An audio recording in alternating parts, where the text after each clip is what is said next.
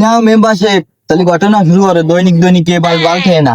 তা তো ভাই আপনার কবই দেখছেন ওই মহিলা, হ্যাঁ ওর স্বামী থাকে হচ্ছে ঢাকা, এই জন্য বাড়ি থেকে সমুদ্রী ফাঁকা, আর আমি সেই জায়গায় গুড়ি পাই চলে গেছিলাম একা। আচ্ছা আর সেই জায়গায় সারা একা। মিথ্যে কথা চেয়ারম্যান সাহেব, আপনার মেম্বার মনে ছিল ধান্দা, এই জন্য নিজে পড়ে গেছে বান্ধা। চেয়ারম্যান সাহেব, সময়টা ছিল গতকাল সন্ধ্যা। আহা থামেন থামেন, বিষয়টা আগে আমার একটু বুঝতে দিন। মেম্বারশিপ বারবার এই তোমার লুসো গেছে খাসা তোমার এই বেস্টে মান সম্মানের গায়ের মারা সারা। আচ্ছা যাই হোক, মাই থাকতে ভালো হও, সেটা আমার একটু খুলে পাও। চেয়ারম্যান সাহেব, আমি যতই পড়ে এই বাড়িতে বান্ধা, আচ্ছা। আমার মনে ছিল না কিন্তু পরিমাণ কোনো দাম। আচ্ছা আচ্ছা আর আপনি তো জানেন আমি একজন মেম্বার মানুষ, ঠিক আছে। সমাজ সেবা করে আমার উদ্দেশ্য। আচ্ছা তারপর মূলত এই কারণে আমার ওই বাড়ি যাওয়া। আচ্ছা তো তোমার সমাজ সেবা করার কারণে কাটে আসছে 2 মাস, বারবার কাছে ধরা, সেই সমাজ সেবা করার কি দরকার ছিল বাড়া? আচ্ছা, এই লজ্জাজনক জিনিসটা কি তোমার ভিতরে আছে? চেয়ারম্যান সাহেব, লজ দেওয়া হচ্ছে নারীর বসে।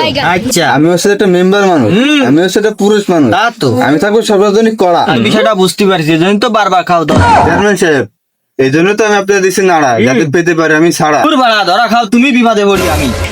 প্রতিবার সারাবাদি প্রতি তোমার হয়ে গেছে লোক, এবার কাটা পড়বে তোমার আমার বাড়ির আবদার, ভাতের সাথে ডাল ফিরি।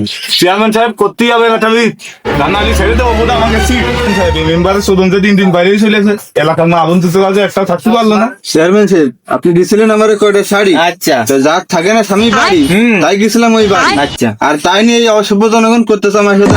আচ্ছা আচ্ছা ঠিক আছে, আমি তো যাবো না শাড়ি। না তা তো কিছু কিছু পয়সা ফাঁকা বাড়ি, তাই কিছু কিছু লেখারি। এখন জনগণের হাতে খেয়ে বাড়ি উঠে যাবে তোমার খোঁচা খোঁচা দাড়ি। আমি বাদ। চেয়ারম্যান সাহেব, মেম্বারদের সমাজ সেবা করে তা আমরা মানি, কিন্তু যেই জায়গা করে সেই জায়গা থেকে সুন্দর সুন্দর না। দেখেছেন তো আপনারা দেখেছেন। ঠিক আছে, আমি আর সমাজ সেবা করলাম না। মেম্বার রাখার জন্য বসো বসো বসো।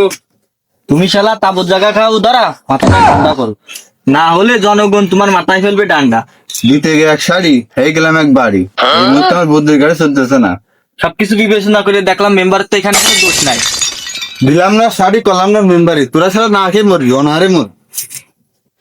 আচ্ছা ঠিক আছে, এখন থেকে শাড়ি আমি দেবো, তোমাদের কি কোনো আপত্তি আছে?